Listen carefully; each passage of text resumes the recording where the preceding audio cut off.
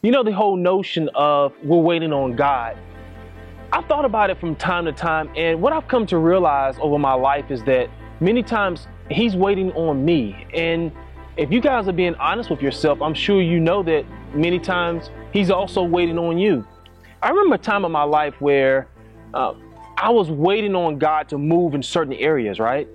And I was thinking to myself, well, I'm doing the right things here, or I'm doing the right things there. And what I came to realize was that my season wasn't changing. So I had to identify that reason.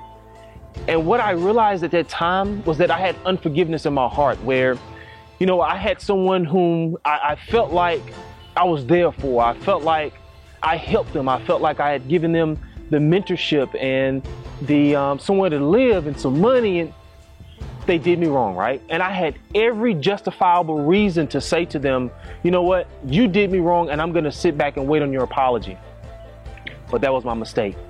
So even though I was doing great in so many different areas, other areas of my life, all because I had unforgiveness in my heart, God was not moving on my behalf simply because He was waiting on me to hand that forgiveness over to Him. Even though I realized, you know, that person was totally in the wrong, it wasn't until I gave it to God and I forgave that person without them even knowing it, that all of a sudden the floodgates opened up. It was almost like that Red Sea parted for me. And, you know, God was like, okay, now it's done. Now it's your turn to experience all of the gifts and all of the blessings that I have for you. So the question becomes, where are you in your life? What is it that you haven't given to God that you need to give to Him? Is it unforgiveness like it was for me?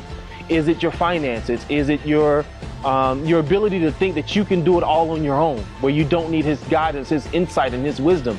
In other words, do you think you're too smart for yourself? Do you need to hand over your education to Him? Do you need to hand over your family to Him, or any other area of your life? Identify that on today, give it to Him, and watch the blessings flow.